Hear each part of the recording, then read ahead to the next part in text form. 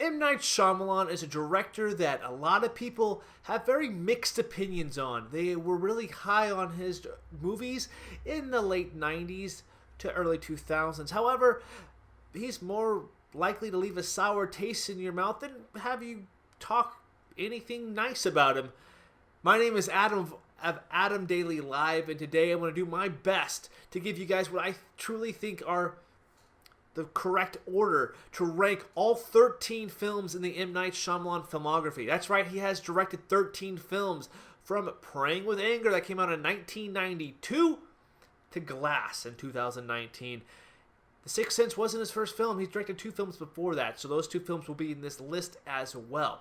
But before I get started on my list, let me know what you guys think is the best M. Night Shyamalan film, ranked from worst to best, all the films that you guys have seen. Put that in the comments section down below, or even vote on this poll right there. What's your favorite M. Night Shyamalan film?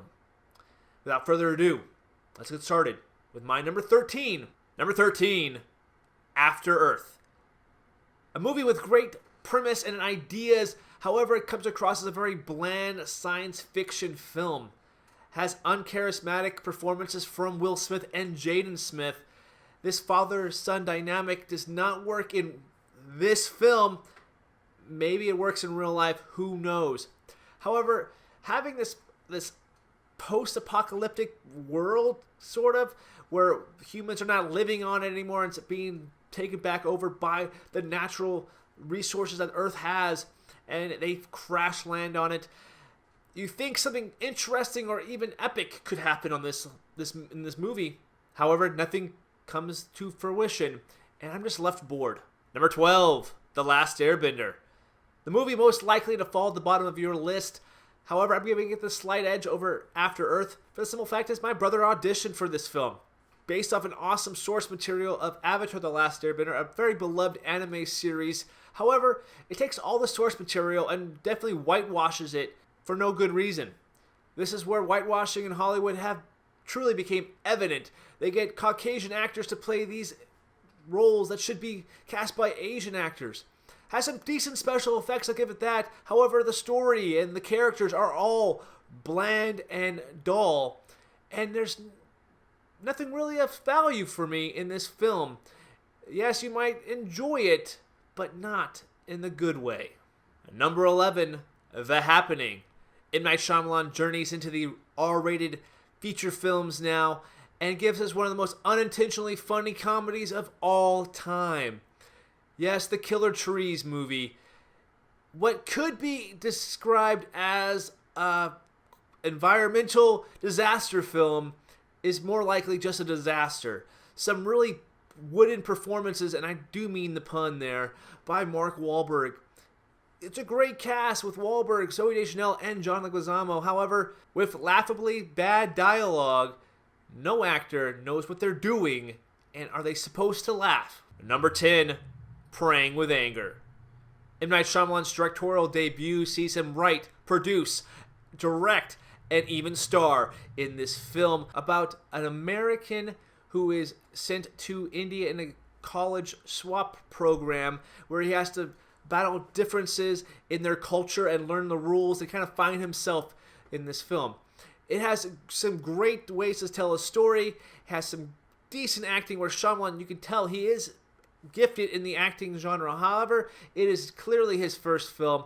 There is a lot of improvement that he needs to do in this film. However, you can definitely tell where it's a passion project. It's definitely a lot of his personal story where he can reflect and put himself out there. So kudos to him. Number 9, Lady in the Water.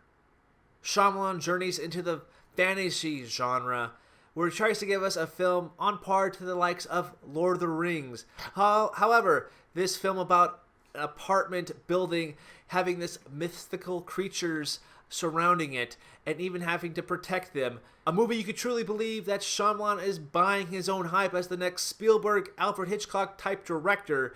This film is really bland and it mixes some different genres in there with not much interest from its audience members or even its cast. It's completely wasted in this film. Number 8, Wide Awake.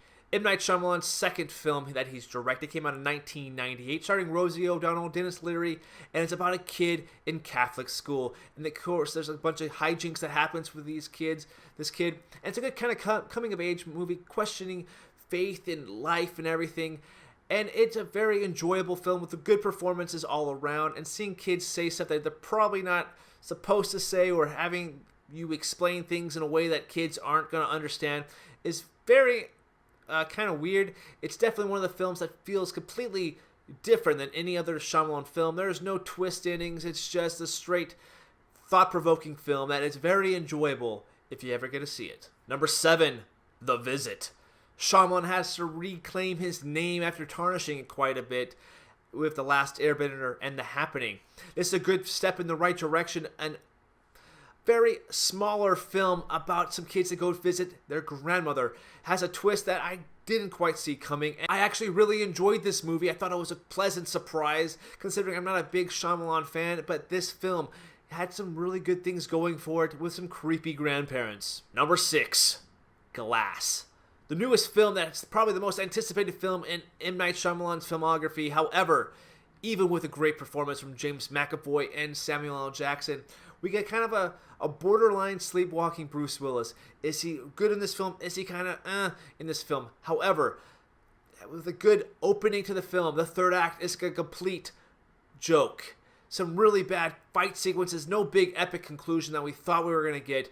It just proves that the movie might have been overhyped. However, there's some enough to like about it to put it at my number 6, because there is some enjoyment to be had, and you have to marvel at the fact that James McAvoy is a freaking acting god. Number 5, The Village. Heralded as one of the scariest films of all time upon the trailer dropping. It's not quite that by any means. However, the first several times that I watched this film, I was pleasantly surprised by the great performances from Joaquin Phoenix, even Bryce Dallas Howard, and all the other cast members in this film. I enjoyed the little world they set up. However, the twist in this film is kind of laughably silly. However, I can overlook that because the film, the setup, the set, the sound design, even the creatures were pretty well done, and I enjoyed the heck out of this film. And for being a borderline decent film in Shyamalan's filmography, it falls in the middle for me. Number 4, Signs. Probably the best 100 minutes of any Shyamalan film, and the last 5 minutes is wasted. Sounds familiar, right? However, Mel Gibson and Joaquin Phoenix are in this film, and they give some great performances. There are some very tense sequences and some tinfoil hats to go along with it. And you would have to be kidding yourself if you didn't jump out of your seat when you saw that alien for the very first time during that footage on TV at the birthday party. I know I jumped. And anyway, being Mel Gibson and his conflicting character is very well done. I liked seeing him battle himself and his thoughts, and seeing about his wife and all this awesome stuff. I think you get one of the better performances from a later Mel Gibson career, and seeing Joaquin Phoenix, what he can truly do early on in his career. It's very good until the last 5 minutes. Number 3, Split. Talk about one of the biggest surprises of 2017. Split came out in early January and had people buzzing about it all year long, saying that James McAvoy should have been nominated for an Oscar at the 2018 Academy Awards.